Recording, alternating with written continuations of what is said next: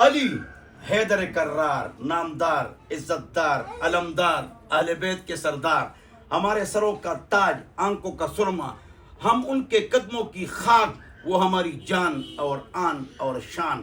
فَبِأَيِّ آلَاءِ رَبِّكُمَا تُكَذِّبَانِ۔ علی کی شان بیان کریں گے اس لیے کہ وہ اہل بیت کے سردار ہیں، اور حسن حسین کیا ہیں؟ ان کے بیٹے ہیں اور جنت کے پھول ہیں اور نوجوانوں کے سردار ہیں، تو ان کی بھی قدر کریں گے۔ فاطمہ بطول گوشہ جگر رسول، خدیجہ رضی اللہ عنہ کی بھی قدر کریں گے۔ لیکن پاک مولا ابو بکر، پاک مولا عمر، پاک مولا عثمان، پاک عائشہ رضی اللہ عنہم، ان کی بھی قدر کریں گے اور خوب قدر کریں گے، ان سے محبت کریں گے، ان کے نقش قدم پر چلیں گے۔ کیوں؟ وجہ کیا ہے؟ اس کی وجہ یہ ہے کہ ابو بکر رضی اللہ عنہ نے اپنا سارا مال حضور اکرم صلی اللہ علیہ وسلم کے قدموں میں ڈال کر دین پر خرچ کر دیا۔ یہ قیمتی چیز کیا چیز ہے؟ مال ہے۔ اس نے سارا مال کیا کر دیا؟ خرچ کر دیا۔ اور عمر 25 مشورے فرش پر نبی علیہ السلام کو عمر نے دیے، اور وہ عرش سے 25 آیتیں بن کر اتری۔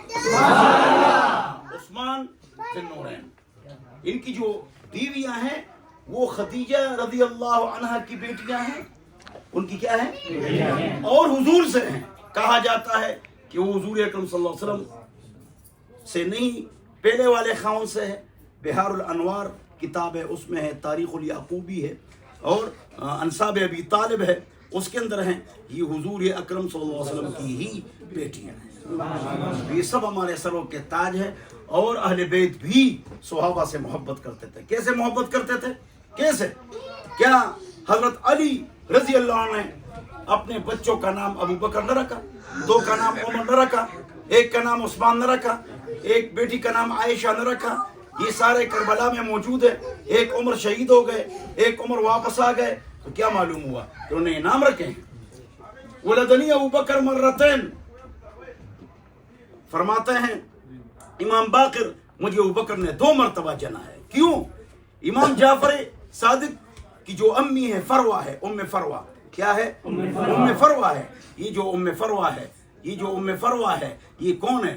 یہ ابو بکر کی پوتی بھی ہے اور نواسی۔ اس لیے انہوں نے کہا ولدنی ابو بکر مرتین۔ اللہ ہم سب کو سمجھ عطا فرمائے۔ صحابہ ہمارے سروں کے تاج ہے۔ واہ صحابہ واہ۔